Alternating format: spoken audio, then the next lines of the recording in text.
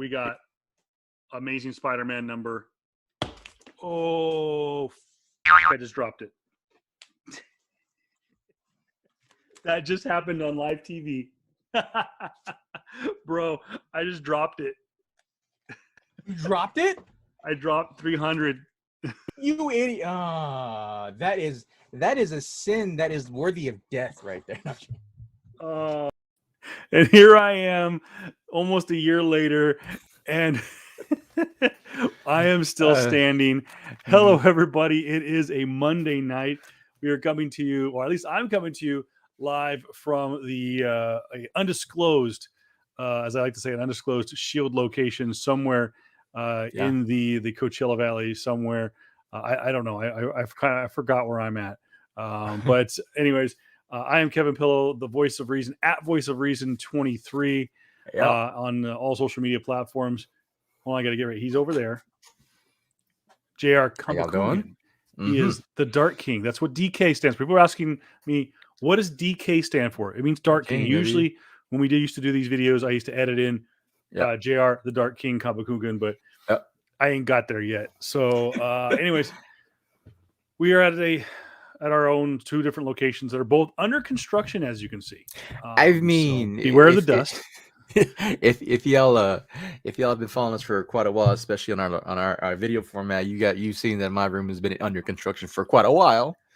So well, I've been trying to it's a hot mess. So we've got some Legos over here, got some Nerf guns over here. Over here I've got dug out an old actually there's some camcorders, but underneath there is my N64 Nintendo Wii. Nice. That's right. I'm rocking old school. Nice. I'm hoping by the summer we're gonna have this room wired for some gaming. Nice. I do have a PlayStation 4 in this room, which, by the way, welcome to PS Comics. I love you, and of course we're broadcasting live on Facebook, YouTube, and Twitter. What's up, Twitterverse? What's up, PS Comics? I love the letter U. Hanging out with the U. And we are going to talk about Hawkeye and some other Marvel news. We're going to kind of wing this little freestyle. Normally, we give you guys the Disney Plus stuff on Wednesdays as a bonus episode, but we're going to let JR's creative juices take a rest a little bit. JR has been feverishly writing an epic episode of PS Comics I Love You over the last 2 or 3 weeks. Too much credit. You mean too much credit. And he is anxiously awaiting to drop this opus on us. For those of you who don't know, too, JR was part of the writing crew for the first 3 issues of the Prince of Thieves, or no. It was I actually have the book. Oh my god, I'm so bad right now. But it's the pivotal book for 111 Press. For 111 Press, it is the 40 Thieves. 40 Thieves, that's what it was. Yes. So, but JR is great. You should one of these days we should publish, like, if we do like a Patreon or something like that. Yeah. We'll publish JR's notes from all these episodes. I've literally have saved all of JR's notes. I think from like summer of 2020. I save them in like a Word format, and I have a whole hard drive. I think it's right here of all of our stuff. And JR's.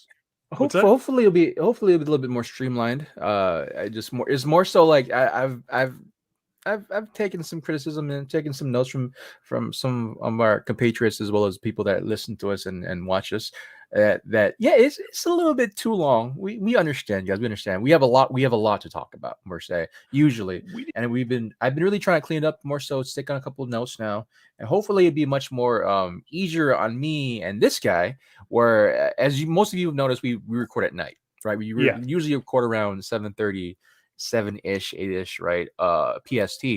And so if we record, right, and you see a 2-hour mark, we're usually done around 10 o'clock. So hopefully by that time, he and I are getting older, sadly. Some people more so than others, and that's not a dig at JR, that's a dig at me. We are getting a little bit older, and so some of us might need to go, I don't know, just more so. More think so, like I think, yeah. 1 second. I'm sorry about that, but more so, oh, like it's all right. just gather our energy for the rest of the night, type of thing. And so, I know for me, I work much better when I'm, uh, when I not more so work better, but I know I compartmentalize, or I work. I guess, yeah, okay, sure, work better, sure. I work better or work more efficiently. There you go. When I have a lot more time for good rest, type of thing.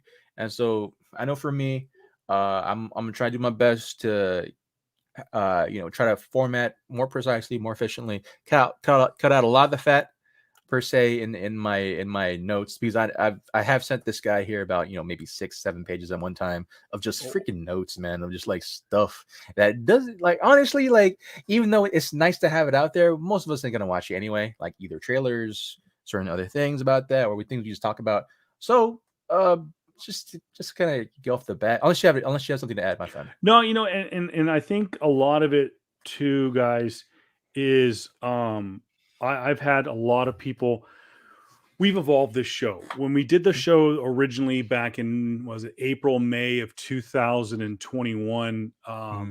2020. we 2020, apologize. We I think the first episode, I think we did like about it, like we struggled to get like to an hour. Yeah. And I was telling JR, like coming from radio and doing in some cases on average about a 2 hour show. Yeah. And knowing that typical radio shows last about 3 to 4 hours. And I listened to a ton of podcasts on different formats. I listened to Yeah. Marvel podcasts, overall pop culture podcast, Hmm. wrestling podcasts, and typically a podcast is about an hour and a half to 2 hours. And there are some marathon ones, like last year. We're coming up on the anniversary of doing the Star Wars. This boy right here, JR, wanted to do a podcast to Star Wars, and we went from beginning to end. We started with episode one, The Phantom Menace, and we ended with the TV shows and the Hmm. cartoons and everything. And we did everything in between. We did Solo, we did Rogue One, Yep. we talked about The Mandalorian, we talked about everything. So Clone Wars that was movie. like the Yep. last time we really did a super marathon. I think a couple of episodes went about 3 to 4 hours, Yeah. and that's like the That's longest crazy. one. But like I said, we're trying to keep it about an hour and a half. And I think what's really going to help us um, is doing this live format and having the clock right in front of us and Mm. having your guys' live response. And I know some of you aren't watching. I mean, as you go back, I've seen a lot of you guys go back and watch this on our Facebook page. They go back and watch this on our YouTube page. Yep. Um, but also a big thing was you guys wanted it in an audio format, and Yeah. we added that. If you're watching us right now, we appreciate it. Leave the comments below if you're watching us on Facebook and whatnot. But the other thing that was brought up was adding an audio format. And we do that. You can listen to PS Comics I Love You on Apple Podcasts, Google Podcasts, Spotify, iHeartRadio, Amazon Music, anywhere you can get podcasts. We are available. And of course, anchor.fm/PS Yep. Comics I Love You, where you can actually donate to the show if you'd like to help us fix this construction process behind me. Uh, And the next thing too is we now know how to do a show live. We have the ability to do a show live. yes, we Now can. let's take the show on the road. And I Mm. think that 2022 we'll see PS Comics I Love You live from a location near you. I know I have spoken with people from Comic Cons. I'm not going to say who, out of respect for the people in charge, but Privacy. this Yeah. show Hmm. could be Hmm. heading to con season sometime in 2022, maybe even 2023. But that's what we want to take the show into the future, and we really enjoy everyone that supports us. Yeah, it's So exciting. so like I said, typically this would be a bonus show where we talk about Hawkeye, but because we don't have a regularly scheduled program that we can't keep under 3 hours, we're going to give you a hot season 2, episode 10 episode dedicated to the first 2 episodes of Hawkeye. Yep. Yeah. But just know going forward, we try, especially now with a live format, we're going to try to give you at least a 30 to 45 minute Disney Plus recap on Wednesdays. Be looking for it to drop sometime between 7 and 8 o'clock. Hmm. But going forward, just be looking. And again, like and subscribe to our Facebook page. Give us a thumbs up. And tell it you want notifications of when the videos go live, because we'll post these things. And the same thing with our YouTube channel. Right now is at Voice of Reason 23 on YouTube. So with that said, let's move on to Hawkeye. Let's talk about Hawkeye. And first off, JR, let's talk about expectations. Yeah, man. The worst kept secret in all of the MCU over the past 2 years, since Hawkeye was officially announced in Hall H of San Diego Comic-Con in 2019, was who is going to play when Kevin Feige, the great and honorable Kevin Feige, announced that not only were we getting a Hawkeye series featuring Jeremy Renner, but we're going to be getting this was going to be the first time that we're going to find out. Okay, we're going to get introduced to Kate Bishop. Sorry, I apologize for rambling there. And immediately in Hall H, fans were fan casting, were fan writing this script. And when they said that this show was going to be based on the I forgot his name, Matt. I forgot his name too. Oh my gosh, they do is talk about this guy. Anyway, the writer of the Hawkeye series featuring Kate Bishop, her first solo title, Matt Fraction. Immediately, like, who can we play Kevin? And immediately it was Haley Steinfeld, the girl from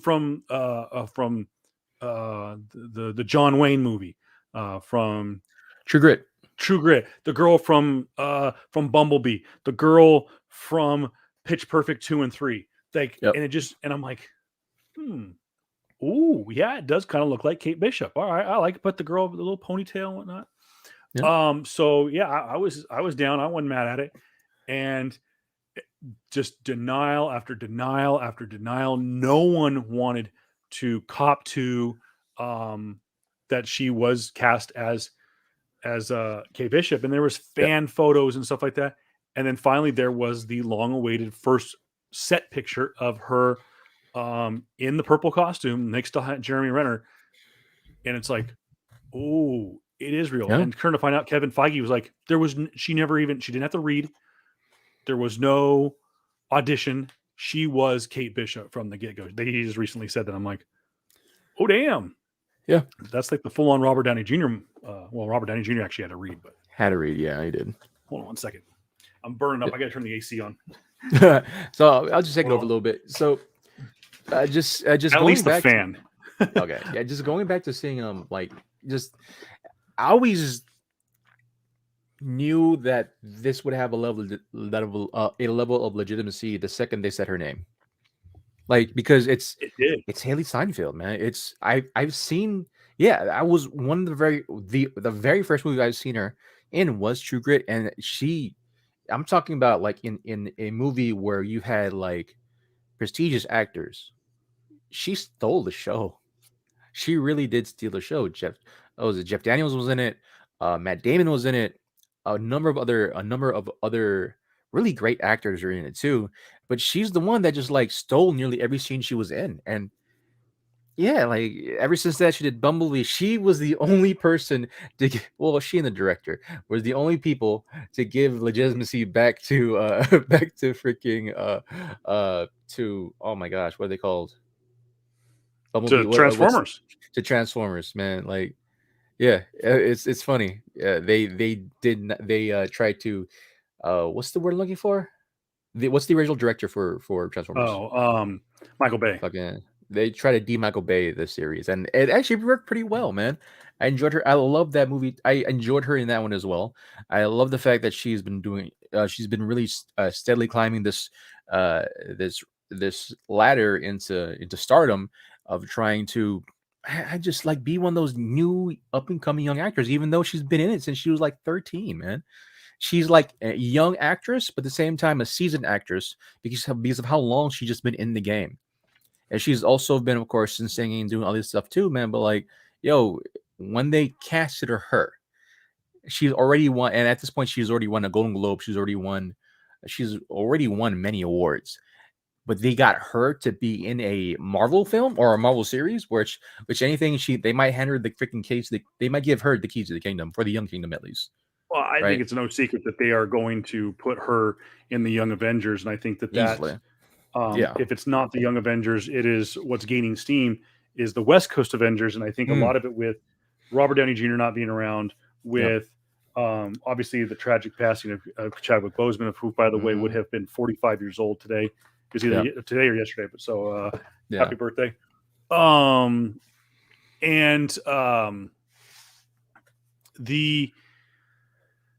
forgot what's going with this. I think that there's a lot of steam going with Kate Bishop after 2 episodes with Haley Steinfeld playing Kate Bishop. Is that there's a possibility of us not only maybe not getting Young Avengers, but getting West Coast Avengers, and getting Jeremy Renner to stick around and being kind of a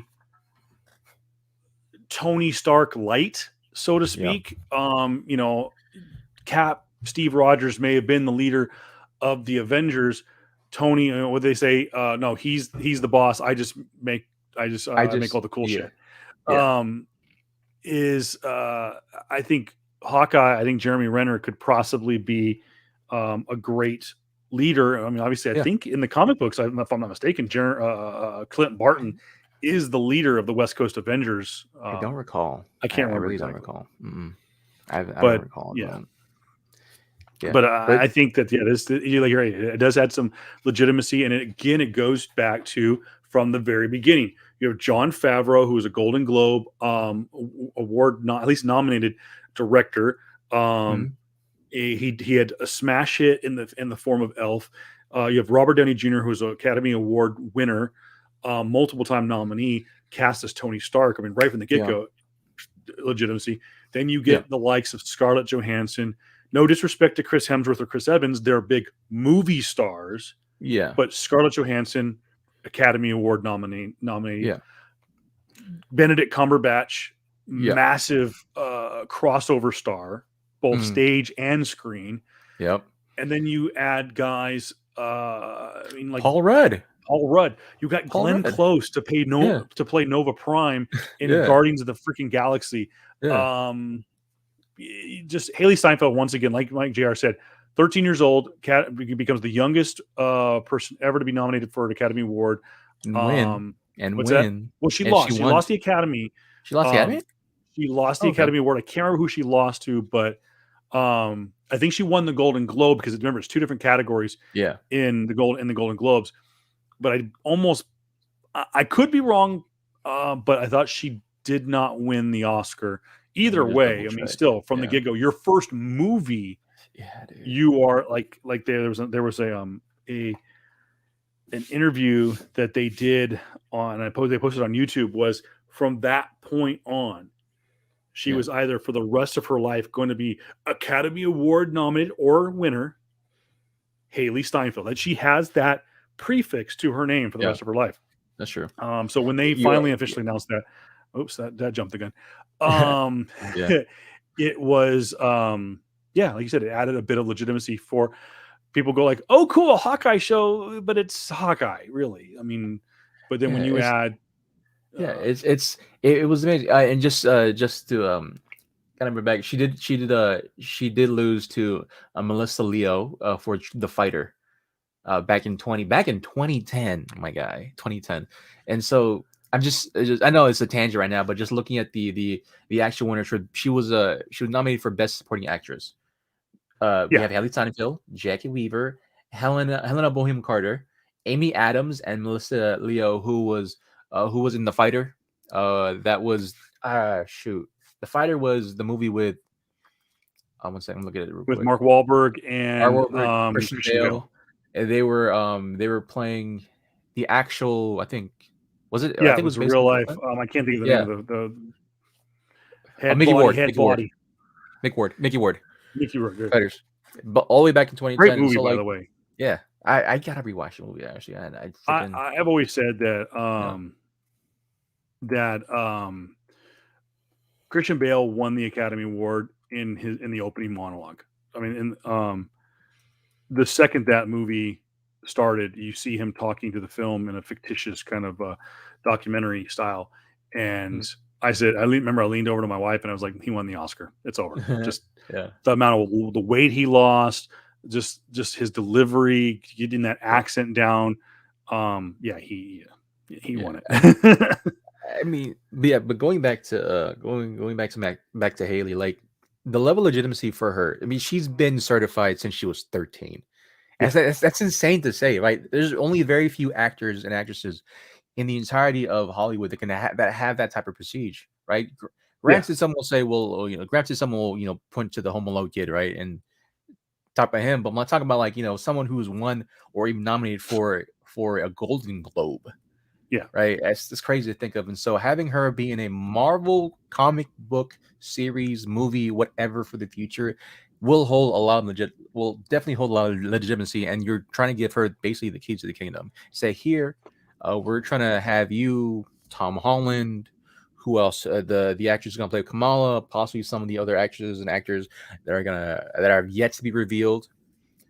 To possibly, spur on the next 10 years, man. Because to go back to what we said about, with RDJ, with Scarlett Johansson, Chris Hemsworth, Chris Evans, like even with Chris, going back to like 2010, 2011, looking back Chris Hemsworth and Chris Evans as Thor and Captain America, I had my reservations still back that day. Like we're gonna give the guy who was Johnny Storm and the guy who stuck up a freaking banana up his ass to be Captain America, right? And then now Chris Evans is my Captain America forever. And so, by the way, you gotta watch The Free Guy. Oh yeah, I gotta watch. Great movie, by the way. So, not to steal your thunder, JR, but absolutely, I highly recommend. Ryan Reynolds. I gotta watch that. Yeah. By the way, he was honored with like the Governor's Award. He got some massive award in Canada, and he got the lead singer from Bare Naked Ladies to write a song about him. How cool do you have to be in Canada to get a song from BNL about you? So, going back to the series, but go ahead. Yeah, so we go back to the series. We start off for those who haven't seen. If you haven't seen it, spoiler alert. It starts off with, as we expected, the Battle of New York. We're in New York City. It's 2012. We see the Chitauri and the space worms and all that crap, and we see dun dun dun dun. Freaking Hawkeye shoots an arrow, saves Kate Bishop from dying in her house in New York. We do see, presumably, her father pass away in the explosions surrounding her apartment in New York. Fast forward, she is now a self-proclaimed world-renowned archer. She actually breaks not only a bell, she breaks a bell tower. Did they say what school she went to? Officially, was it NYU? She's in New York. Yeah. Now, it was in New York because she has her apartments in New York, and her mom said something about like something. It was alluded to that she goes to a university within the city of Manhattan. Yeah. It should be said that when they go to that scene of her on campus to inevitably destroy that bell tower, we see one of our first Easter eggs of this series. And there is a building that they have an exterior shot of that her and her friends are climbing through before getting up into the bell tower. And the sign says the Stane Building, Stane. Now you're going, well, wait a minute, what's that mean? Well, there is a character with the last name Stane in the Marvel Cinematic Universe. And that man's name is Obadiah Stane. Obadiah Stane, of course, was Ironmonger in Iron Man 1. He of course, presumably dies in the when his character falls in the arc reactor, kaboom, blah, blah, blah. However, Obadiah Stane has a son.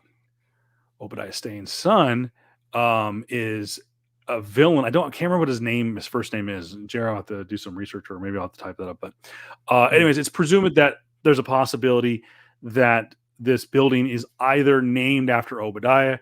Because I don't think, correct me if I'm wrong, JR, I don't think, do they ever implement Obadiah Stane in the main Marvel Cinematic Universe? I know that in the what if timeline, in an alternate universe, Eric Killmonger, what was his real name?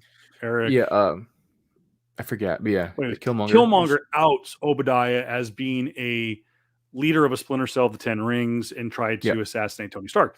But I don't think it's ever outed that Obadiah is the villain of Iron Man 1, that he dies in an accidental explosion, and then blah blah blah. So I think there's a possibility that this building could be named after him because his name has always been clear. So people, because people are like, why would the school name a building after a villain? Because he was never labeled a villain. He was never seen as a villain. But so we see that, and then we see the most ridiculous thing in the world, Rogers the musical.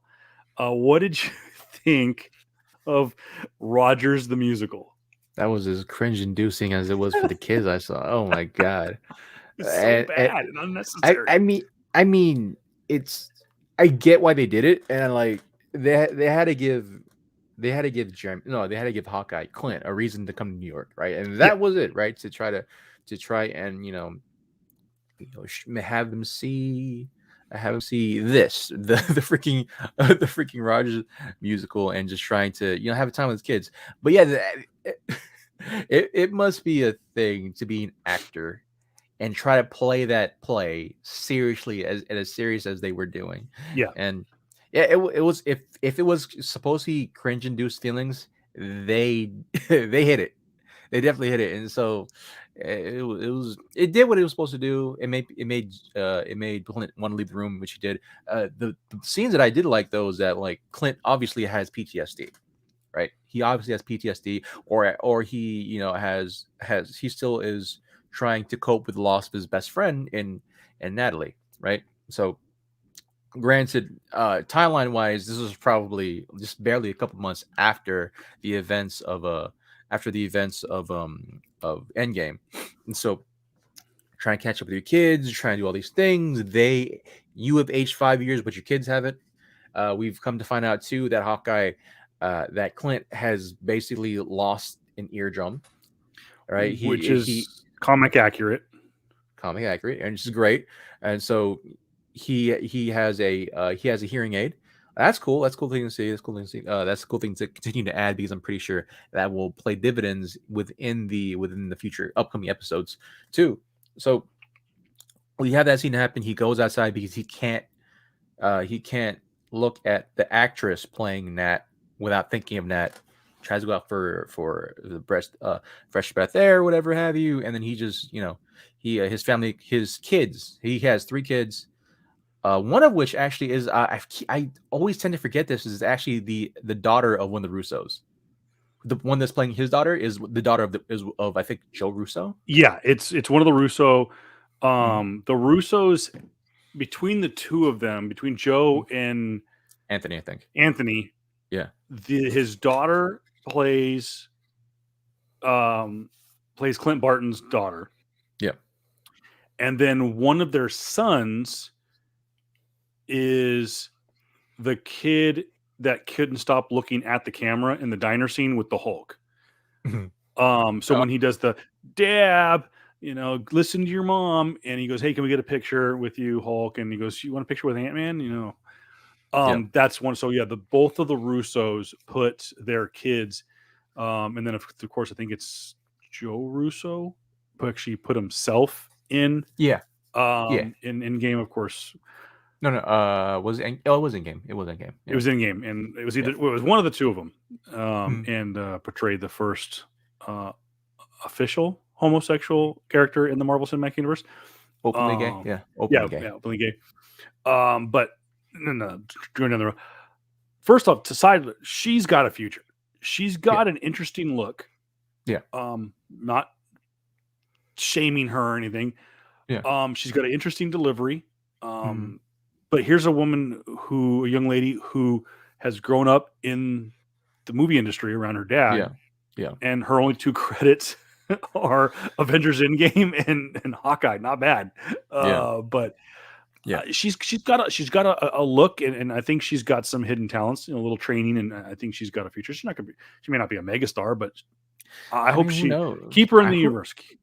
Who knows though? Like because if anything, she's gonna get looked after, right? Yeah. She's gonna get looked after because if your dad is a Russo brother and your uncle is a Russo brother, right? And those two have accumulated basically $1 billion worth of revenue over the span of 10 years, right? Billions upon billions of dollars. You're gonna be looked after. You're gonna be fine. Oh yeah. And so I'm pretty sure freaking Kevin Feige is the Godfather too. I don't know. He's Godfather to all the kids, I guess. but to kind of transition back to Haley Steinfeld's character, who of course is Kate Bishop. Here's actually one of my point contentions, right? When it comes to, I think we've talked about this pre-show. They bill Kate Bishop as very much since a kind of a prodigy, right? So kind of an athletic prodigy, where she just seeing the heroic acts of Clint Barton during the siege of New York during Avengers 1, where she wants to become just, I guess, like him. Yeah, biggest fan. She wants to be the world's greatest archer. She goes in archery. She does certain forms of karate or other martial arts. She is, I think, in like athletics as well. She's in fencing. She does taekwondo. I think is the I'm trying. No, it's jiu-jitsu. Jiu-jitsu. Because like you in the opening cinematic, right? And this is another point of one of my point contentions as well, is that they kind of semi show her background in the opening cinematics of like what she's done since then. And like at the age of 13, she has a black belt or something, right? Which is great, cool. But is okay. Have you? I'm asking, not being sarcastic. So I had to check swing on how I presented this. Have you read the Matt Fraction comics? Not all the way through. Because I haven't. I've only read like 2 or 3 issues that tied in with Gwenpool. Because in the comic books, it's funny, as Kate Bishop is kind of buddy with Gwenpool, because they were all part of the West Coast Avengers at one point. But I was just kind of curious about the same thing. Was like, is some of this stuff like you mentioned, the fencing? Well, obviously we know her archery, the taekwondo or the jiu-jitsu, the martial arts. I was wasn't sure if you had read anything about it. Is this canon within her Marvel character, like her comic book character? I got to do more research on that. Okay. Like it's because the thing about it is that here's the thing with the newer for those who've for the older comic book heads, right? I don't really read too much of newer like Marvel characters. They quite literally come out every other week now, type of thing. Yeah. And the Hawkeye series, sure, I will eventually probably get around to, probably buy a trade paperback. But like, I'm pretty sure if it's comic accurate, cool. My point of contention was that like, oh yes, right. Yeah, my point of contention was that like when you'll see in the series that she's billed as all these things, as a multiple, black belt and multiple variances of martial arts. Archery's there, cool. Athletics, I think she was in gymnastics too, and she had medals in being a gymnast as well. It doesn't really translate well on screen, type of thing. Yeah. Right. And that's what we'll get to. And another thing too, I don't hate the fact they did this type of backstory during the intramatic, but at the same time, I wish they did more. At least show bits and pieces of it rather than just like, show us that, oh, she, cool, she has multiple medals, but like I would love to see, a certain version of Kate Bishop growing up, flipping a dude, right? Actually flipping the guy that they show in the cinematic in the intro. That would be freaking awesome to see, at least, right? But yeah, that's just one of my tidbits of like, I wish they showed more of. But going back to her, yeah, I think this is during time where she has a interesting relationship, I guess you would say, with her mother, and the world now which she lives in. Her mother is I think head CEO of a certain security company. Yeah, and that was the other thing too, is like I was wondering how she kind of got around, how Kate Bishop got around doing a lot of the things that she did, and Yeah. I was like, and then it was kind of like just kind of flippantly put out there that she was the head of this. I'm like, oh, that explains it now. Like I was like, Mm, what's going on here? yeah. Yeah. Which it's fine. We've seen this type of storytelling done before, where they don't really info dump you in the beginning. Yeah, They don't tell you, they just show you type of stuff. Right. And so cool. Her mom now, because of stuff that's happened during the events of Avengers 1, wanting to protect the world again, type of feeling like, no, we should have more of a secure detail and all this stuff. And so it's looking more like in that regard, which is cool, which is fine. It's just that, like, I wish uh, I need to see more of the backstory in the future of at least Kate Bishop, right? Because we get to the point where in the first episode where like they go off to this auction, right? They go to an auction house. She is dressed like a server, right? She's dressed like a server, which is fine. The way she's dressed in like I know this was a point of contention for a lot of people, like why she dressed in a certain way, right? Like you're basically an heiress to a multi-millionaire type of thing, right? Why are you dressed like the it, help type of thing? it was alluded to because she's wearing a pantsuit, Yeah, which is and I think fine. it's alluded to is that she is a bit of a tomboy. Yeah, which is And fine. having read, I haven't read the Matt Fraction comics. Yeah, I'm going based on the last version of the West Coast Avengers. uh, Was that she is kind of a tomboy and she yep, dresses the part. And I think even um, I can't remember the character's name, but the old man. I apologize for not knowing the names. yeah, He kind of says something like, "I wish you why aren't you wearing something more ladylike or something like that?" And I think, of yeah, course, she says, "Well, this makes me comfortable." I can't yeah. remember what it was.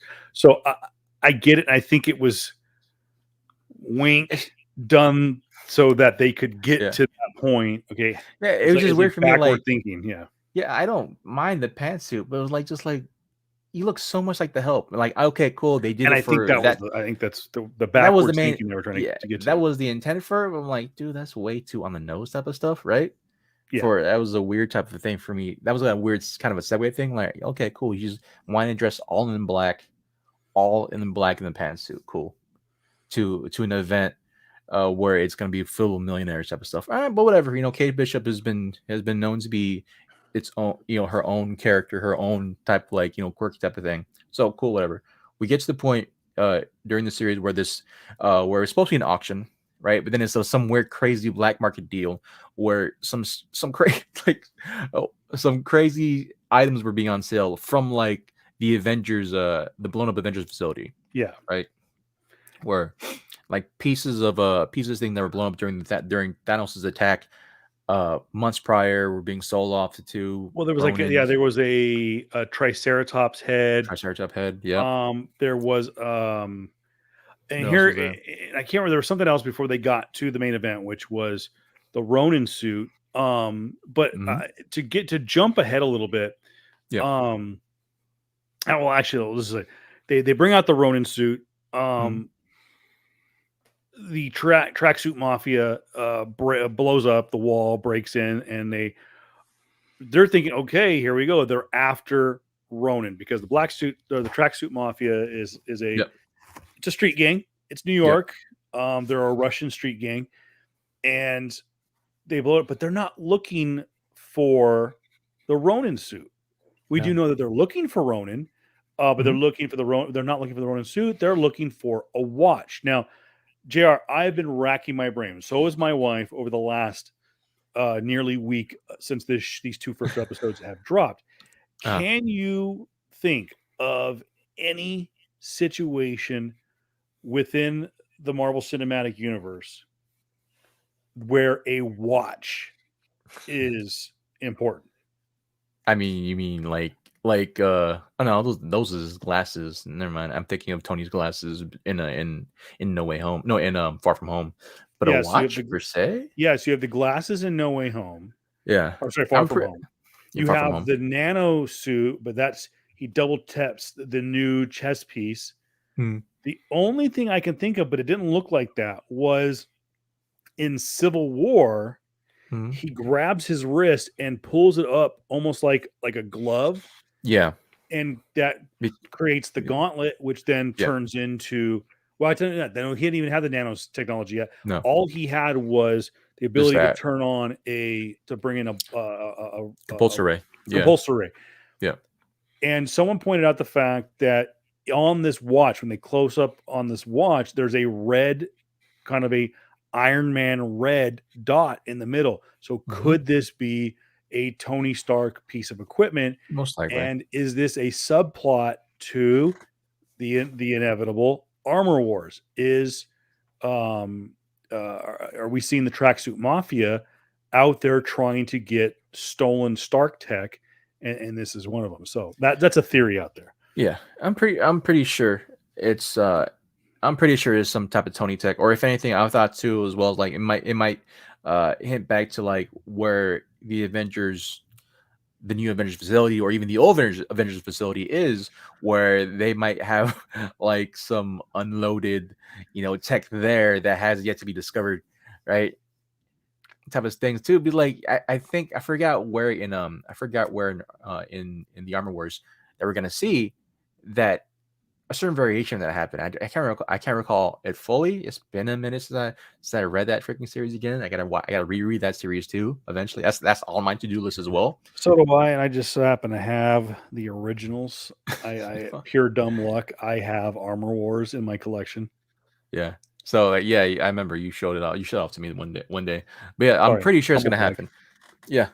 Sure. No, but I'm pretty sure it had something to do with it. And my point of contention was this too, to bring it up. Thank you for bringing it up. One of the first things that was being sold was the Ronin sword, right? Ronin sword was there. What it was. Ronin sword was there, and I forgot the guy's name.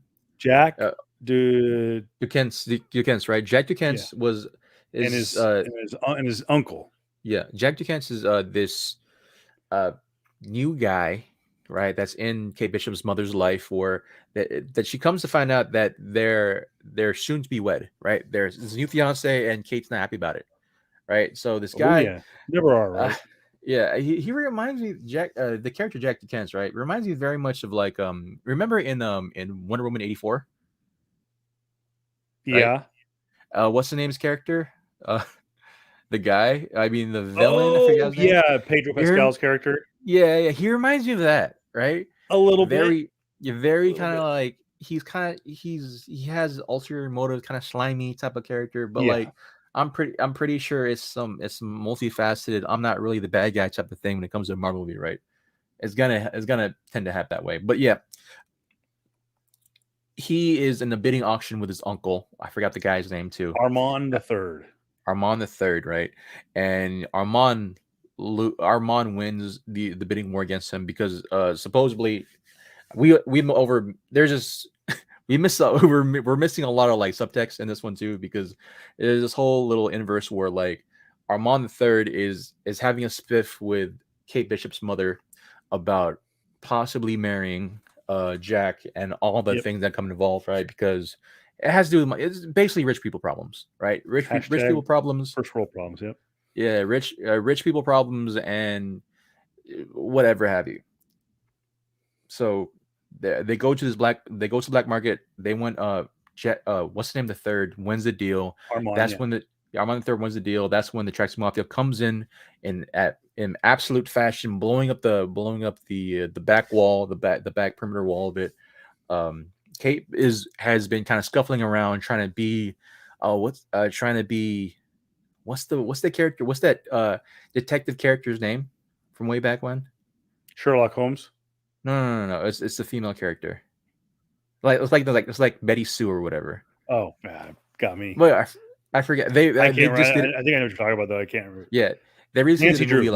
like Nancy Drew. She's doing her best Nancy Drew impersonation, trying to like get the scoop, right? Which is fine, which is cool. She kind of knows that she gets some type of like. She snoops around to the point where she knew the Tracksuit Mafia was going to hit the spot. The next thing that was unbid was the Ronin suit. The Tracksuit Mafia comes in. She puts on the Ronin suit and tries to fight off the Tracksuit Mafia, who has guns. right? Which is fine. It should be handled. It should be easy to handle for an Avenger or for a Marvel character who has been fighting since she was 13, right? Yeah. But it would, bro. I'm a martial arts flick aficionado. It looks so bad. Yeah. It looks so bad, bro. And I think they It looks so bad, yeah, dude. and I guess they're trying to portray this this little girl idea that she's a little girl in a man's world, or a little girl Yeah, in an adult world, but she's supposed to be in she's supposed to be college, like fucking 18, badass. 19. Yeah, yeah, Like that's the thing that kind of irritates me. Like, okay, you're trying to make it seem like oh no, she's just a girl. yeah. She's a girl, a 22-year-old girl who only does archery. So why then include all these medals of her winning all this other shit like athletics and gymnastics and She can't judo, do a simple. and she can't do a simple punch? It's a little Right? rough, yeah. And I'm like, it's an easy fix. She's in full outfit, looking like Ronin, right? In a full mask. Put a stunt double in, and let that stunt double do the punching. But I understand, I get it. That you gotta have Haley Steinfeld do it, right? Because you Yeah, have and you that. want to, but the problem is you're going to end up with another situation like you did with, oh my goodness, with Iron Fist, Mm, mm, mm. where he didn't want to. But who knows? Maybe they did it that way on purpose. Maybe we're going to see um, Jeremy Renner. Hopefully. Hopefully, there's some reason. So fast forward, we see her. She's playing Ronin. She's to um, trying to do a good deed here and try to get some of the Treacherous the work. stolen merchandise back. Mm, Uh, she ends up kind of putting herself out there. There's the mass vigilante. The news picks up on it that the mass vigilante mm. known as the Ronin is now back. Clint Barton sees it on TV and he goes, "Oh crap! Now I got to go out and get my stuff." Yeah. Those two run into each other. Well, go ahead. She saves Lucky the dog, which Ah, is yes, comic Lucky the Pizza accurate. Dog. Lucky the pizza dog. She first meets Lucky, right, and then she saves him after she becomes Ronin, right? Where Yeah, they do showcase her gymnastics, which is great. Like she flips over a car, and tries to save Lucky from being hit by something. yeah, This is shortly before Lucky saved her from basically getting shot at, right, yeah. during the one interaction, and it was fine. It was cool. She, I guess, semi adopts Lucky because she takes him back to her apartment, which I think is the first time we see her apartment. Yes, yeah. That's the first time we see her. Yeah, And then I think but she puts Lucky in there yeah, and then goes back out. And I feeds him think that's a where she runs pizza. into Clint Barton. Feeds him a pizza first. Yep, of course. Feeds him the pizza, and she tries to go see what's the name, the third. Armand. Oh, that's right. She tries to go see Armand. She finds not only finds a piece of taffy or something like that, Yeah, all but the finds Armand the third. Werther's original thing. Yeah, and finds Armand stabbed Mm. and dead on his floor, hinting at, for those comic book fans who don't know, who Jack Duquesne Dukens. is. He is known in the comic book world as the Swordsman, which I kind of the character I kind of recognize, and I was like, okay, don't look, and then I'm like, no, I got to Google this. I looked it up. Sure enough, there it is. He is the Swordsman, and a massive, I should say not a massive, but a villain nonetheless in the Marvel comic book universe, and actually inevitably flips, kind of become an anti-hero, but flips and becomes a member of the Avengers. Yep. In the comic book. So I don't think that's going to happen in this series. No. We do see Clint Barton and Kate Bishop cross paths. She fangirls out. They have a little mix up with the Tracksuit Mafia, which looks like it's gonna be kind of like it's gonna be serious, but at the same time, a little bit of the comic relief in this series. Yeah. They go back to her apartment. That's where she's found out, hey, Kate Bishop, and they throw the Molotov cocktail. Yeah. And kind of speed rounding through this. So if you have any comments about it, just stop me. I enjoyed it. I having seen a lot of shows like this, kind of, for lack of better terms, a buddy cop movie. I know this is not a buddy cop movie, but you're going to have those kind of silly villains sometimes.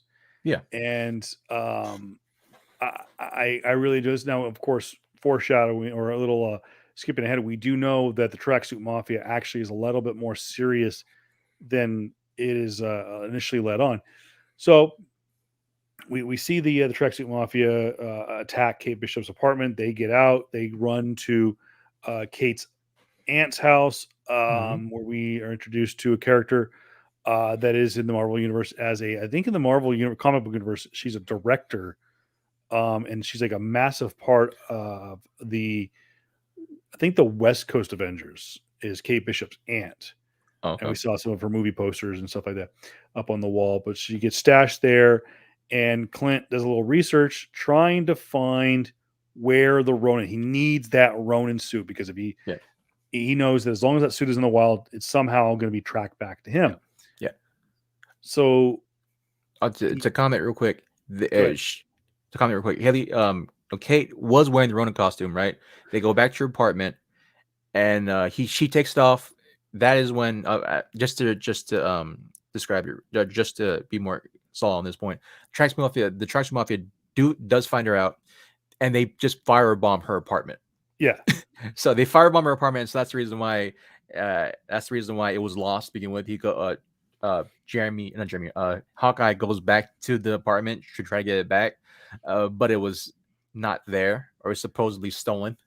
And he find which is really a cool, like, Bourne-esque type of move. I gotta say, I wish we saw more of Clint Barton's character doing that, where he can easily sneak into a crime scene, basically, right? And look like he was part of the scene, like he was like supposed to be there, type of stuff. Him just sneakily going in and just putting on a firefighter jacket and just a helmet and just goes into the scene that was really great, man. I want to see more stuff like that.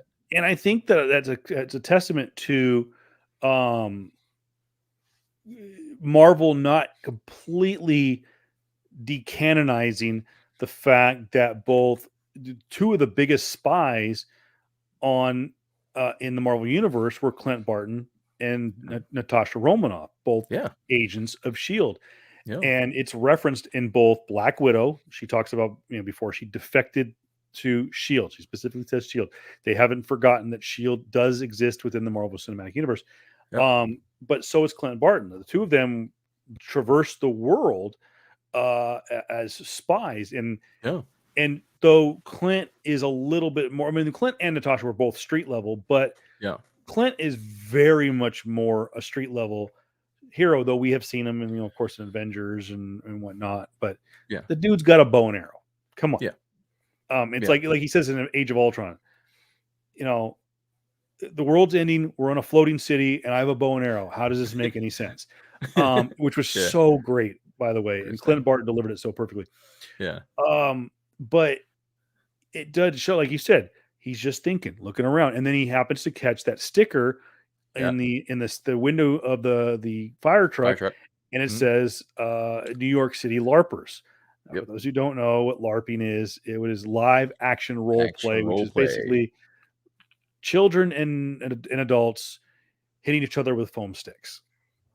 Just regard, yeah, that's one aspect of it, of course. It is. Then there's a whole backstory. It's like imagine foam wars, imagine like Nerf wars mixed with like World of Warcraft and like Dungeons and Dragons. You have this huge backstory.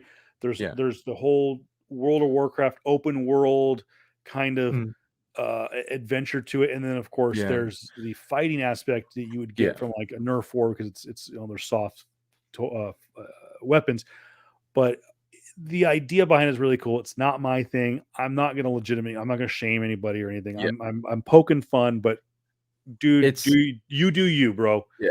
I mean, like we collect comic books, so like it's like we're not gonna shame someone No, else's never. type of Absolutely not. things they love. So yeah. So it's he goes to a Renaissance fair. I think that's what it's called. He goes to Renaissance, or sorry, it's somebody in my inner How I Met Your Mother. yeah. Go ahead, sorry. Yeah, he goes to a Renaissance fair, I think. So of course, Clint Barton, he finds out that through, I guess, their version of Instagram, whatever, they found out what this LARPing was about, and he sees that in one of the videos, one of the firefighters were wearing the full-on Ronin suit, and this is quite literally like I think like 20 minutes before, talking to Haley Steinfeld's character, saying that, hey, don't wear this suit because with it, it has many enemies, right? Yeah. And this guy just with video of himself, look at me, I look like freaking ninja, right? You gotta bring it out to a LARPing event. So fast forward a little bit, he goes to the LARPing event, and I gotta say, that scene where he has to be there, right? He has to be there. He has to get this suit because it's more bad than it does good. And he's like, you know what? Yeah, sure. Just sign me up. Let me go to the Renaissance fair. And he goes to the path of what's that word called? Go to the path of least resistance type of thing. Yeah. We're like, all right, I could literally go in here. You know, I'm an Avenger, and I get basically screw it. I can mess everybody up here and just take what I want. Yeah, they all recognize him. They're like, oh my gosh, you're an Avenger. He's an Avenger, right? So, like, you know what? No, I just what do I need to do? And they sign him up. You just see him in full outfit, full regalia, basically, right? Like wearing he looks like he's got a suit of armor that he picked up at Target in the kids' Halloween section. Yeah, it's like he has a full-on chest plate. I think he has I think he had a helmet on. I don't remember correctly. He has the suit. They wanted him to, and it was like right. It looked like an old school Thor helmet. Yeah. He's like, no, and then they gave him a foam sword, and he just like he's like play fighting everyone there, but he's actually like, he's like, oh no, I know what you're doing, type of stuff. So he's just going through this whole thing. He sees the guy with the full suit on, and he has to like, you gotta give me the suit back, right? You gotta give me the suit back, and the guy's like, hey man, hey bro, like I give you the suit back, but you got just 1v1 me, bro, like just 1v1 me, man. Like, you think this is like the best day of my life? You think I'm ever gonna like take down an Avenger? Come on, man, you make my day, stuff, right? So subtext is that throughout the whole event, throughout the whole like first episode, right? You have Hawkeye not coming to terms with that he's kind of famous. He's not coming to terms with the fact that he's kind of famous this episode, right? He's like, oh shit, people actually know me. Yeah, as I'm saying, and like you have I think I forgot the scene where like he went to the bathroom, man, and the guy's asking for a picture when he's taking a piss, right? Type of stuff.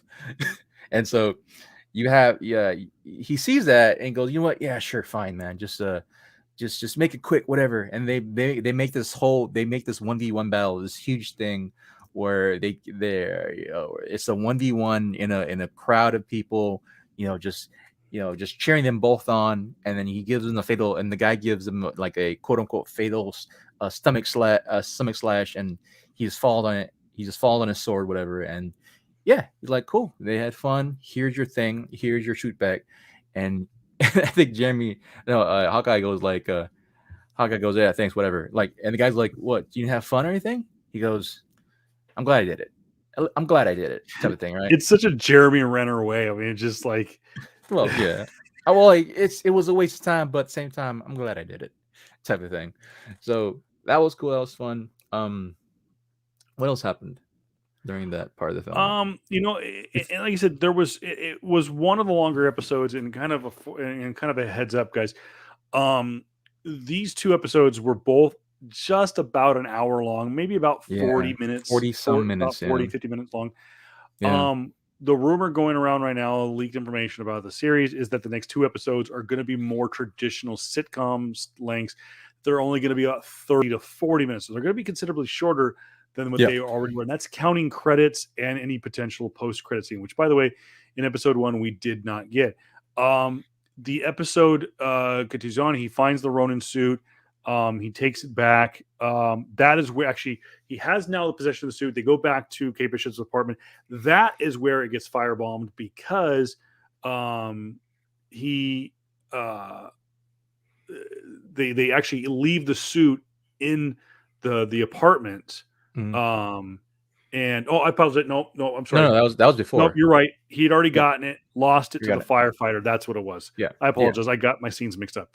yeah, So he takes it and he locks it up yeah, in a locker in like a sweatshop somewhere, a sweat lodge or somewhere. yeah, Um, which was funny, which is typically ran by the Russian mafia, which yeah. we know is basically what the tracksuit mafia is. So, anyways, Mhm. so that's kind of how that first episode's in. Of course, Jerry, you had mentioned, and we talked about real quick, just kind of rapid fire some news and notes from episode 1, Yeah. is we had questioned whether or not in the Hawkeye series is Jeremy Renner still married. We do know with at the conclusion Yeah. of Endgame, we Episode know 1. that Linda Yeah. Cardellini's character Laura Barton does come back. Yeah. She is, of course, reverse snapped in the blip. Mhm. She calls Hawkeye on his phone. Of course, by the way, someone pointed out, why didn't Clint cancel Laura's cell phone plan after 5 years? Talk about not being able to let go. Hey, man. I mean, if the I can attest to wanting to hear someone's voice one last Yeah. time at least. So it does answer the question, because people have wondered, where is Linda Cardellini's Laura Barton? Why isn't she in New York with her family? I don't think it ever really is addressed, but we do know she's back home waiting for her Mhm. family to come home from doing Avenger stuff in New York. Mhm. So that's a good news, and of course that's what they're trying to do. They're trying to get home. Linda, of course, knowing what's on the other end of this phone call, says, "Okay, what are you doing? What's going on?" And Ron's gonna one be of my favorite lines is, "Yeah, I'm dealing with the tracksuit mafia," and Laura goes, like, "Not oh, those morons again." I was yeah, like, yeah. "Oh, this is." That was one of my Yeah, favorite. it's they definitely have a great line of communication type of relationship. Like she knows everything, right? And I think during that same sequence too, she goes like, "Okay, so what's your next play?" I go, bait and switch," or no, he goes like catch and release, like yeah, maybe catch and release, and she goes, "Ooh, that was one of Nat's favorites." So she knows. She Yeah, knows Nat and Clint's playbook, yeah. which is just yeah. I love the relationship. By the way, sorry, freaking sweating in my ear over here. It's a little warm in the office, so Mm, I have to. You talk about an underrated casting. Um, is Linda Cardellini in mhm. the Marvel Cinematic Universe? Oh yeah. She is so funny. Going back to her days of what was it, not Slackers, but it was the show with, oh my goodness. Now I can't think of it. I'm gonna have What to look was it it? up. Was she? No, she wasn't in Two She was Guys in Grandma's Alone. Boy, by the way. She She was was. She was fantastic in that. Velma. She was a Velma in Scooby Doo, Yep. and in the She mainline was Scooby she Doo was in Brokeback movies. Mountain. Yeah, she was. Um, she's been in a lot of Robot Chicken, by the Yeah, she way. was. Yeah, that's right. She's in Gravity Falls. My kids love that show. She was in Mad Men. Why She am I was not in thinking Mad of Men. the show? She was in ER. I'm pretty sure Cool. she was. She's one of those like Freaks and Geeks. That's what I was thinking of. recent geeks. Okay, yeah, she was one of those actresses that like she.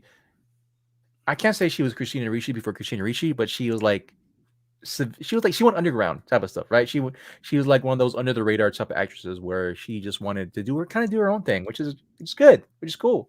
I always loved her in like those roles that she would she what was that one film she was in that I freaking love her in? I forgot what it was, but like it was very much like, yeah, I believe you in this role type of thing. Yeah, she would definitely be Clint Barton's wife type of thing, right? But I forgot It, which role she was. But I always loved her in like everything she was in anyway. I just think it's so But funny is like knowing her from Grandma's Boy yeah. and seeing her sing "Push It" by Salt and Peppa, and basically be stripping down to her underwear. Wow. Um, in that movie, and it's like Uh, then she's turned around and she's doing this kind of serious role. And granted, it's a comic book movie, but she's doing a very serious role in yeah. Age of Ultron, playing Laura Barton. Mhm. And I just it's really really cool, and I'm glad that they've kept her, and I hope that that Linda Cardellini continues to be in the Marvel Cinematic Universe. So going to episode 2. Oh, sorry. Go ahead. Oh no, that was, I think that the middle of it was episode 2. That wasn't it? Him actually, because it kind of blurred together a little bit. Yeah, the end of episode 1 was the actual when Hawkeye beats up Tracksuit Mafia and like pushes Kate Bishop to a wall and like uncovers her and he's about to punch her. That was the end of episode 1. Right. We've kind of already gone into episode 2. You're right. Yeah, we were in episode 2. And so like we're actually near the end of episode 2. There we go. If you remember correctly, because the line where Clint Barton's wife says like, "Oh, are you gonna do bait?" Oh, that was Nat's favorite, right? He's gonna do bait and switch. Bait and switch. Yeah, no, or catch and release. Catch and release. Yeah, where he Clint Barton gets caught. Purposely gets caught, gets beaten up, which is right after he puts the Ronin suit into the locker room. That's what it was. Okay, he gets beaten up. He got taken by the Tracksuit Mafia. He's shown the rogues gallery of Tracksuit Mafia aficionados. He's chained to, or at least tied up behind his back to a chair. Hey, goes guys, just forget the girl or forget whoever it was. Just forget about it, right? And he's just having conversation. He goes like, guys, just come on. And he unlatches himself, like just don't. Just forget about it. Just forget about the girl. Forget about whatever you need, whatever. But this it. Just the person you're looking for is dead, or whatever. Or I think it's something of that sort. And like just like that, Haley Steinfeld's character, or no, Haley Steinfeld's character. He kept saying like, "I don't know Kate Bishop. Who is Kate Bishop? Yeah. Who are you talking about?" And then you hear glass breaking, and come and right at his feet, Kate Bishop falls down. And there. He just Jeremy Renner just deadpan, just looks right at him like, like doesn't go like, "What the hell are you doing?" It was just like, I did love that the second episode was much more comedic than the first episode. Yes, although there was some more serious phrasing, like when Kate Bishop during the sequence too, or before the sequence, she tried to get the dirty on Jack Ducance, right?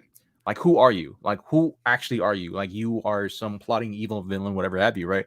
And they have this, and then she challenges him to a fencing contest, a fencing match, right? Yeah, which is kind of weird to me that cool, in order for, that's nice. Oh, that's nice right there. Oh, you like that better? Okay, that's nice. But like, it's weird to me that like, all right, this is how rich people try to squash matters. They have a fencing contest out in the middle of their 4A, right? Yeah, I don't know if it was weird for you, bro, but for me, this relationship between mother and daughter type of thing doesn't feel very family-esque. Well, I think, and maybe we'll get more flashbacks about what happened between 2012, where it is presumed that Kate Bishop's father passes away during the Battle of New York, and is raised by her mother. And because it almost seemed like, okay, we're gonna get this typical, she was sent away to boarding school, blah blah blah. But she didn't. They had, it's kind of presumed that actually the two of them had kind of a somewhat healthy relationship. Yeah. She is just a little bit of a rich kid. Her mom talks about how, like, I'm going to cut off your credit cards after the bell tower incident. But it's never said that they had a bad relationship. No, it's not. But it's that, like you said, it's kind of weird. Relationship. It's weird. It's like it's a weird relationship in the sense of like, wow, it doesn't feel very like, I don't know if it's because it's a quote unquote rich person type of thing, where like you're able to have these conversations out where like, okay, you're my soon husband to be is gonna fight my daughter. Right, is gonna fight my daughter in this fencing contest, and my daughter is trying to tell me that she's some type of evil, conniving person, but I'm gonna believe him anyway. I don't know. I'm unless that's a trope somewhere in movie history where like where the single mother who is doing everything she does. Whoa! Oh, it's just totally in my face right now. Sorry if for all those who are listening to our audio format, he just zoomed in my face right now, and I'm just kind of like taken aback real quick. your your mic's off, by the way. Your mic's off, by the way. There it goes. Sorry. There you go.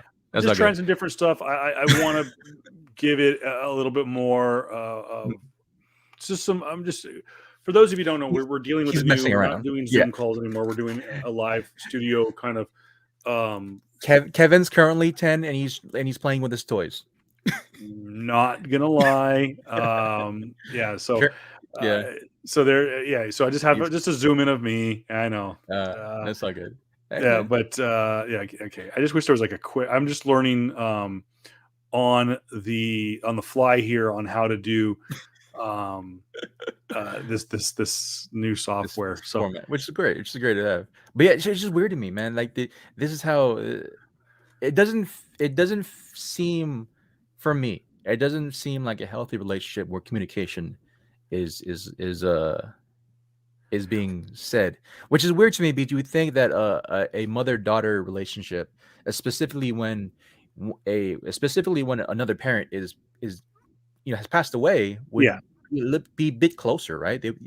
I would think they would be a bit closer. Maybe they are. Maybe I'm just looking too much into it. But I'm like, man, I just like every time Kate Bishop and her mother is on the same screen together, right? With Jack, it's just weird, dude. Like, okay, you don't believe your daughter, type of stuff. What she's saying, she's not giving any credit to her, type of stuff. It was like just weird. yeah. The whole thing was weird. The fight scene, quote unquote, the sparring scene was cool. Yeah, that was definitely Haley doing And that scene. it was needed because Yeah. it is laying the groundwork for who Jack is, and of course we mentioned before. Spoiler alert. That he's the swordsman from the comic book. So Yeah. But yeah, it is. It is a unique relationship, and I think that it should be noted too that there has been some talk that her mother, who of course talking about, let me pull it up real quick on IMDb. Vera Farmiga, who plays Eleanor Bishop, is a possibility that she could be playing a scroll. No, not a scroll, but She's a scroll. Oh my goodness, I can't remember what it is. It's not Madam Hydra. But there is a villainous character that Eleanor could possibly be playing. Okay. I know that in the comic books, Kate's mother has kind of a strain. Actually, I think in the two, it should be pointed out in the. I don't know if it's in the Matt Fraction books or if it's way before, but in the comic books, Kate's mother Eleanor dies early, so basically they role reversed it. Kate's dad dies at an early age, sending her down this path of wanting to be Hawkeye. Amongst other things. But in the comic books, it was reversed. Her mother dies and inevitably comes back. Again, spoiler alert, I believe in the comic books, she comes back and she is a villain in the comic books. So there's a possibility they could be doing some amalgamations, or it could be that the dad, again, the old, what's his name? Joss Whedon rule, no body, no death. True. That we never, though they did bury the casket. There was a casket. They buried somebody. But did they really? We, the audience, did not see the dead body. So there's always in comic books, as they say, there is always the open for interpretation, or there's always room for swerves, so to speak, if I could use a wrestling term. All in all, again, we want to get your guys' comments below. And if you don't comment while we're live, you can always comment after you watch the video, and we'll see the comments in upcoming videos. And we'll always too, if you want to hit us up on Twitter, use the hashtag PS Comics I love you. and leave some comments there if you want to tweet at us, and we will answer the comments in upcoming episodes. But all in all, Jared, the first 2 episodes of Hawkeye. Oh, wait. We forgot the end of it. Forgot the end of it. So we get the bait and switch. They tie up Kate Bishop and Clint Barton. And then we start to hear this music, and we see this hand. We get to see the shot of this hand feeling the vibration of the music. And then we see a shot from behind, and it is Alaqua Cox's character, Maya Lopez, aka Echo. And she turns around and looks at the camera, and you see one of the Tracksuit Mafia is like, "We have Ronin," or whatever. He's like, and so the show ends with the close up of her face. Of course, no post credit scene or anything. But now we're at the end of the episode. Totally geeked out for that moment. It is assumed as of right now that that Maya Lopez is a villain, and most likely the leader of the Tracksuit Mafia. Yeah. So far that we know of.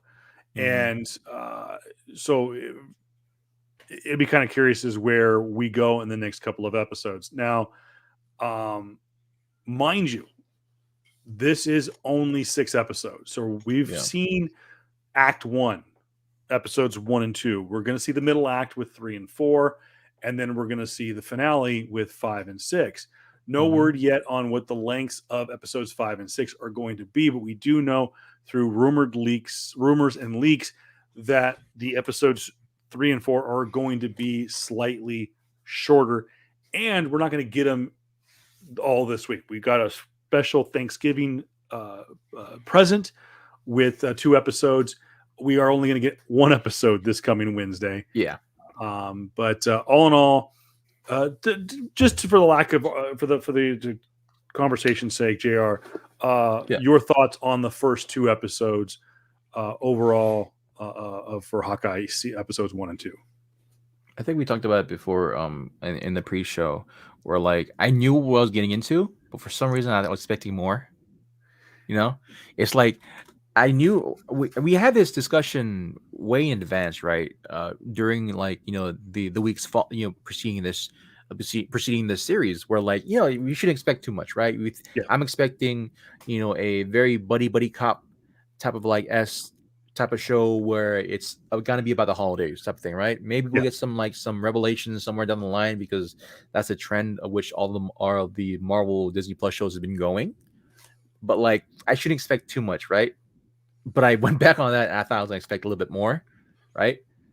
My expectations were low, and it kind of was a little bit below that, right? For me, yeah. I think it was more so maybe because I was expecting a little bit too much in the character of Hawkeye, of Haley Steinfeld's character. Yeah. Again, I keep on forgetting her freaking name, and it's pissing me off. I'm forgetting names so much lately. But yeah, I don't know, just there's just small stuff like, okay, she's supposed to be a badass that can handle herself.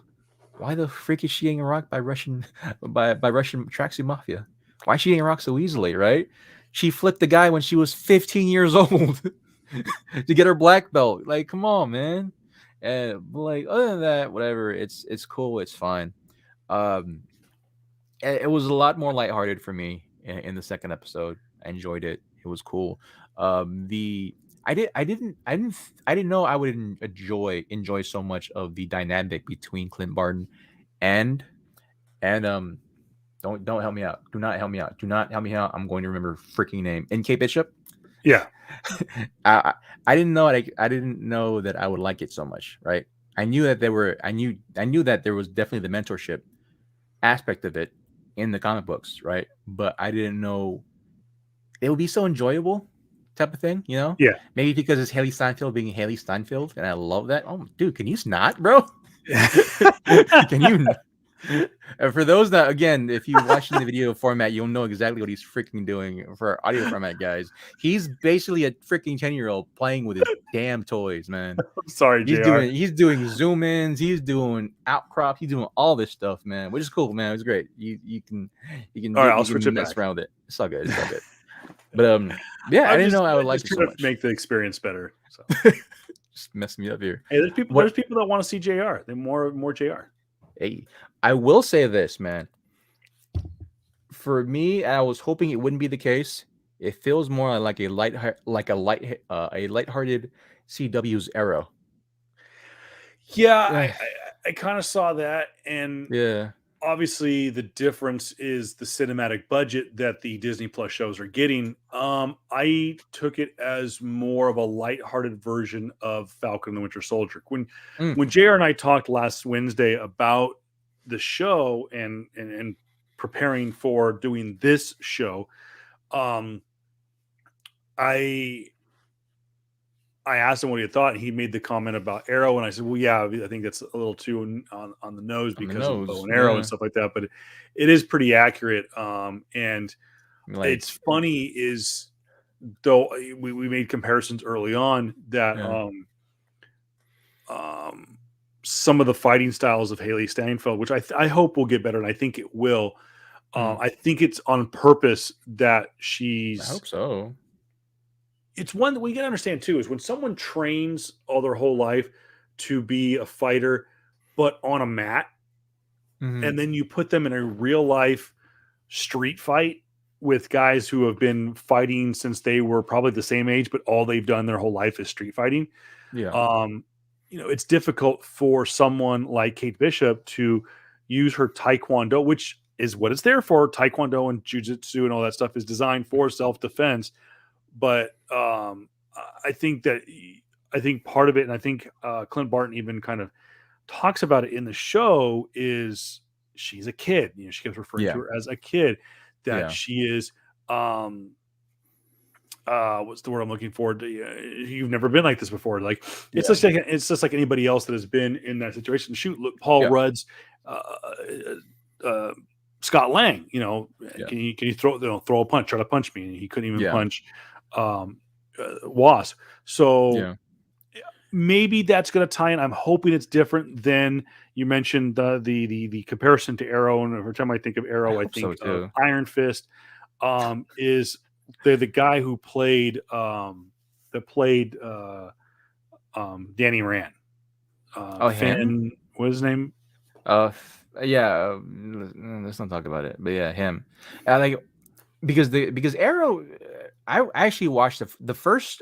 For me, the first 2 3 seasons of Arrow was probably some of the Ben best. Jones, by the way. Yeah, Finn Jones. The first 2 3 seasons of Arrow was probably some of the best like seasons CW has had with the DC Arrowverse ever for Yeah, me. Like it's like season 1 2 and 3 of Arrow were like really freaking great, right? Wrapped up in mystery and all that stuff. And you had a character Arrow who was historically a very lighthearted Robin Hood-esque character, yeah, where he comes back, where like okay, his dad dies, right? He finds out that his dad was a part of this murky underworld where the whole city is part of is part in this play, and the reason why his city is in shambles is because this seedy underbelly, which he like goes out to fight all the CEOs and say you have failed this city. This is a great tagline, by the way, and kills them, right? It's a great freaking tagline and awesome when thinking about it now. Back from like the amazing season 1 of Arrow, yeah, like it just kind of reminds me of like yeah, the show reminds me of if they did Arrow, right? But with the historic Arrow of yeah, DC. The whole lighthearted, he's supposed to be Robin Hood-esque character, very, cheeky. Uh he's very cheeky, all this stuff. He doesn't have like a crazy, horrible backstory. I think he does actually have a horrible backstory in certain iterations, but like, yeah, it just that's what Kate Bishop looks like to me. I do love the camaraderie that is showing up with them, like when after the fight, right? He and and Kate Bishop's expecting all these great crazy things of being an Avenger, and he's going, no, we're not going to the facility. Tony sold that off back in whatever a couple years ago. We're doing low tech type of stuff, and he's basically trying to teach her or train her how to how to heal wounds and stuff, right? How to really purposely like seal a cut and all that stuff. So that type of stuff I enjoyed. I really did enjoy, as well as Kate Bishop just fangirling over Hawkeye, her favorite superhero, where Where like she's saying that you should be more famous, and one reason why you aren't more famous is because branding, right?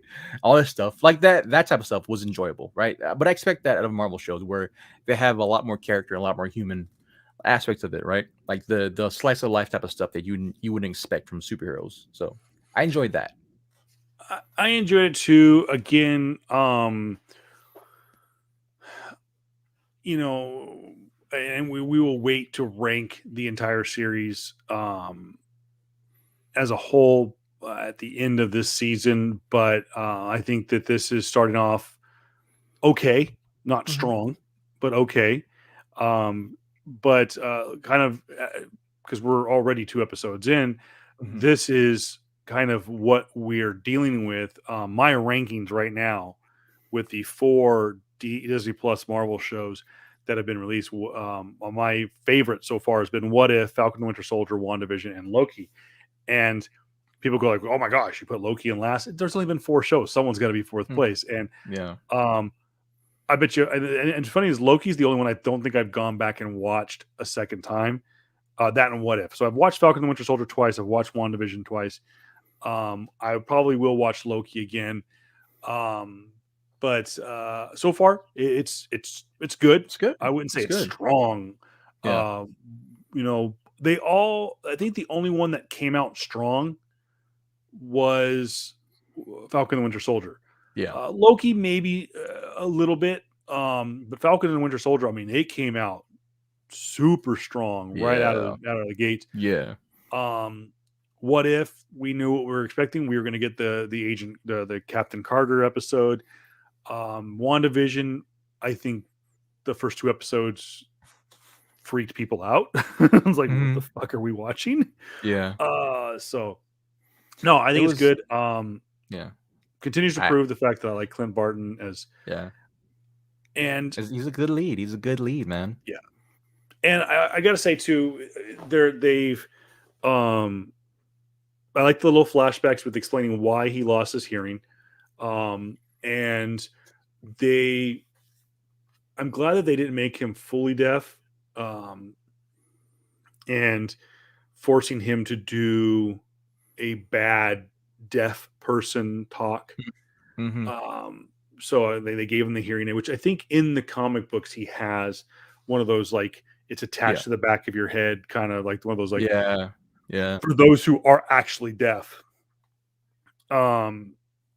So it's interesting, and I'm glad that they're playing to that. And I think in some of the sneak preview videos that we have seen, they do play to that. They don't just go like, "Oh, hey, Dad, you forgot to turn your hearing aid," dropping the hint that he's deaf.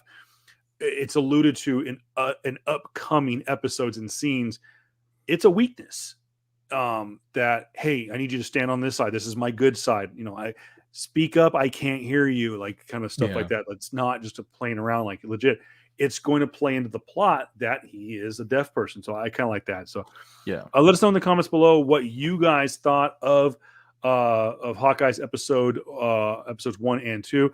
Right there, scrolling on the screen below us is how you can get involved with the show. PS Comics I Love, the letter U, on Twitter, PS Comics I Love You on Instagram, Facebook.com/PS Comics I Love You. And of course, as always, you can find us on Apple Podcasts, Google Podcasts, Amazon Music, Spotify, Anchor.fm, and iHeartRadio, just to name a few. I know, JR, we wanted to talk about, maybe we could just briefly, because I think it's a developing story. So maybe we can tease it, talk about it as the show kind of the story kind of grows. Amy Pascal earlier today, we'll close on this. Leave us, and we'll also could be a comment below kind of question. Amy Pascal, who is one of the executive producers and presidents she's one of the producers, and I think she used to be the president of Sony Pictures, said today, paraphrasing. Well, actually, you know what? I think JR sent me the quote. Let me get it real quick. And this is the quote from Amy Pascal, producer of Spider-Man No Way Home. "This is not the last movie that we are going to make with Marvel. This is not the last Spider-Man movie. We are getting ready to make the next Spider-Man movie with Tom Holland and Marvel. It just isn't part of. We're thinking of this as 3 films." and now we're going to go on to the next 3 films. This is not the last of our MCU movies. Now, this is not the first time that Amy Pascal has put her foot in her mouth.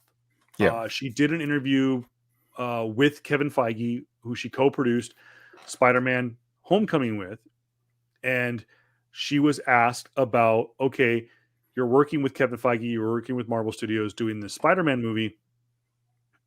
What about your other Spider-Man movies, like Venom at the time, like Morbius, that were both in production? And she goes, well, it's they exist in the Marvel Cinematic Universe. And the look on Kevin Feige was like, where's my gun? I need to take her out. And okay, hold on. I built it. Made her to this. Spoiler alert for those who have not seen Venom. There will be carnage, which makes JR cringe. I enjoyed it, by the way. It's not great, but it wasn't bad. Yep. Wasn't great. But in one of the probably craziest mid-credit scene in comic book movies, we see oh my gosh, I completely drew a blank. Venom's real life character. Tom. Not Tom Holland, not Tom Hardy, but it's Tom Hardy. But who's the character? Eddie Brock. Eddie Brock. We see Eddie Brock having an inner monologue conversation with Venom, and he's talking about something, and talking about he's kind of alluding to the fact that because Venom is an alien, that there is things in other universes that Venom has seen and can show Eddie Brock. And then all of a sudden we see this gigantic flash of light. And Eddie's like, Venom, what did you do? Because that wasn't me. And on the screen, we see J.K. Simmons, who I would have to assume at this point, people are asking, is J.K. Simmons as J. Jonah Jameson that's in the MCU? Is that the Raimi-verse J. Jonah Jameson having come through the multiverse already? No, I think we're going to find out that is a variant of the Raimi-verse, that they're two separate JJJs existing in two different universes. That's my theory. I think that's what we're going to find out, is that J. Jonah Jameson in the MCU that works for dailybugle.net and the editor-in-chief of the Daily Bugle in the Raimi-verse are variants of one another. And we see the dailybugle.net, we see J. Jonah Jameson ranting about Spider-Man, and then bam, there it is. Tom Holland in Spider-Man costume. There's Spider-Man now in Venom, or Venom is in the MCU. So what's going to happen? Does he make an appearance in No Way Home?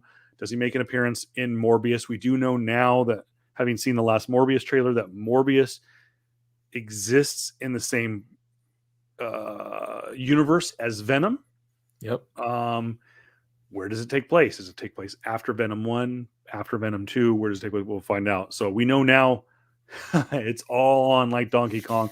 And I think with the reaction to the mixed reaction to the two Venom movies, the reaction to the Morbius trailer, the near chaotic level reaction to Spider-Man No Way Home, Amy's onto something. But JR, after you sent me that quote, there was an article on comicbookmovie.com that said, unofficially, kind of paraphrasing here, that once again, Amy Pascal may have jumped the gun on announcing that there are more. It says, what quote here from comicbookmovie.com, it seems there are no official plans in place for new trilogy following No Way Home. So far. Yeah. That's the open-ended. Yeah. Real quick, JR. I think it's a dumb question, but I know because I have a feeling I know what you're going to say. Do you want more Spider-Man movies? And B, do you think we're going to get more Spider-Man movies? Yes and yes. For those again of y'all not looking at the video format of it, I'm just giving him the most like Good. Give him that look nonchalant again. look. It was How much money did the last two they movies both make? made $1 billion. They have both made $1 billion.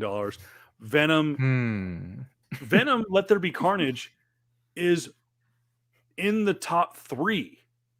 In the top 3 most successful movies in the last 2 years in theaters. The number one movie in the last 2 years in the coronavirus, in the pandemic era, the number one movie at the box office right now is James Bond. Was it Never Say Die or Die? Whatever. The new James Bond movie. That's number one. Yeah. I got Venom or no I think Shang-Chi might be 2, but Venom's in the top. I think Venom might be right there. I'll have to do a little research what the box office has been. I mean, come on. Of course there's gonna be more Spider-Man movies. Of freaking course. No one is gonna leave $1 billion on the table. No one is going to leave $1 billion on the table. So yes, there's gonna be more Spider-Man movies. Even though Tom Holland has gone out to say that if he's making Spider-Man movies after the age of 30, then there's something wrong, right? Even though he has been known to say that, I'm pretty sure he's gonna be making Spider-Man movies, at least more Spider-Man movies before then. The dude is like what, 24, right? By the way, I apologize. Okay. Let me get this out real quick. Top 10 2021 domestic. Shang-Chi, number 1, $224 million. Venom, Let There Be Carnage, $209 million domestically. Okay. Black Widow's number 3 at 183. Great. F9, 4th place, 173. A Quiet Place Part 2, 160. No Time to Die, 158. Eternals, 150. Free Guy, 121. Jungle Cruise, 116. And rounding out the top 10, Dune at $102 million. So Venom, Let There Be Carnage is number 2, right behind Shang-Chi, which is probably one of the best Marvel movies they've made since forever ago. I'm surprised. I thought I had read somewhere that No Time to Die actually had made more money than that. But worldwide, I think this was worldwide. No Time to Die, F9, and Venom, all have. Those are the top 3 grossing. Yeah, it's fine. It's fine. Look at the worldwide records. There's a bunch of Chinese only movies. It doesn't. Yeah. So that's the number. But still, Venom. Yeah, there's people want to see. People want to see it. People want to see train wrecks. Yeah, I mean, the Venom movies. Being a Venom fan is one of those things where, like, again, we can have another discussion about that. We can. You just need to turn your brain off and just take it for what it is. Especially when one of the fucking writers is like, especially when one of the fucking writers did the adaptation for what's that one dumbass wannabe BDSM movie that came out a couple years ago? 50 Shades of Grey. Oh, Shades of Grey, yeah. Yeah. Again, one of the writers, one of the head writers for the Marvel movie, for the Spider-Man movie, this one specifically, also adapted 50 Shades of Grey. So that's the type of thing we're working with here. Not Donny Cates, not people who written Venom comics. We got the writer who did, who adapted 50 Shades of Grey. But so here we are. Again, and I think this whatever. It doesn't matter. There's gonna be more Spider-Man movies out there because it's $1 billion. Now that they've crossed over, and I think, and we'll end on this and leave us in the comments below, because JR mentioned a name there that is key to the quote Spideyverse. He's written for, I believe he's written for Spider-Man. He is the cemented. He is the guy. What's his name? Tanahashi Coates. He has become synonymous with Black Panther. Jason Aaron is synonymous with Thor and the Jane Foster series. Donny Cates has become synonymous with Venom. With come on, let's not even pretend. the sandbox, it's all one big sandbox now. Okay. We know that the Raimi verse, it's only a matter of time before the ASM universe, the Amazing Spider-Man universe, the Venom verse, Morbius, we're all and I bet you that somehow, some way they will make the X-Men universe a multiverse of the MCU. So they're all intertwined. We live in a day and age now that anything with what says Marvel Pictures or Marvel Entertainment or Marvel, it ties to the MCU. With Venom now in the MCU, Donny Cates getting on board. We saw Ta-Nehisi Coates get on board with the Black Panther movie. He is a technical He's a technical advisor for Wakanda Forever. He's a technical director for the upcoming Wakanda Disney Plus show. He was a technical director for the first movie. Jason Aaron, technical advisor for Thor: Love and Thunder. Donny Cates, does he get involved going forward with any kind of Spider-Man movies? Don't know. The thing that he hasn't done any Spider-Man. He hasn't done any Spider-Man like related work. He just only Venom specifically. He's only worked on Venom. I'm down with that. Let him get involved. Which is fine because he has done more for Venom in the last 2-3 years with it than like there were some great things that other people have done, like trying to figure out that the Venom symbiotes were actually have a name. They are a certain alien race, but like just the amount of the amount of world building that Donny Cates has done is immense, especially specifically with the creation of Null and all these other characters. So yeah, maybe not. Who knows? All the thing we gotta really worry about is like who is on the writing board and who is certified to do that. That's the biggest thing. Because again, if I do not want I don't want the person who adapted 50 Shades of Grey trying to write a comic book movie of a serious character. Yeah. Come on. But yeah. All right. Off of that. Yeah, enough of that. Again, if you guys want to get involved with the show, there's how you could do it. Download our podcast. This episode, if you're watching live right now, this episode will be available the next couple of days on the podcast platforms listed below. Don't forget to go to anchor.fm/pscomics. I love you to help support this show and work on the construction behind me. Don't forget, we will be doing a live show potentially in the next few months in 2022. Next week, guys, this week, we will do episode 3 of Hawkeye. We also will do we will do JR's mystery episode where he talks about the comic book industry. We've got all kinds of stuff. It's going to be like the epic episode of episodes. Nah, I'll try to make it short. And then if we have to break it up into multiple parts, we've done that before. And also we have coming up what to buy the nerd in your life for Christmas in 2021 without well, I can't promise you're not going to break the bank. Have you seen comic book prices? They're still up there. Yeah. But we will try to make it an affordable Christmas for you and your comic book nerd in your life. I am Kevin Pill at Voice of Reason 23 on all social media platforms. He is Jared Kamakungan, also not Jared Comics 42 at Instagram, with great deals coming to you. He is trying to make enough money that he can buy that gaming chair, get himself a big screen TV, and get a laptop. Oh yeah, man. Guys, help him sell some comics.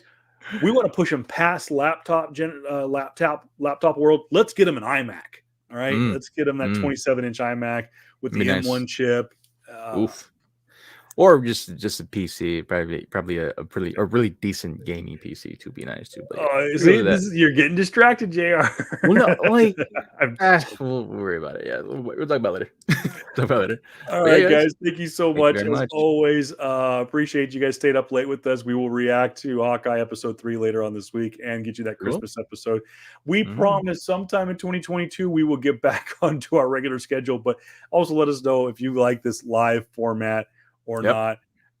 Thanks, guys. Have a great one. As always, be a decent human being. Wear your damn mask, especially right now. They got some new stupid variant going around. Freaking retarded. I'm sorry. I know you're not supposed to say that, but it is. It's stupid. It's just dumb. People, wear your damn mask. And you know what? As always, you know what we need in this world, especially this time of year? Peace. Peace.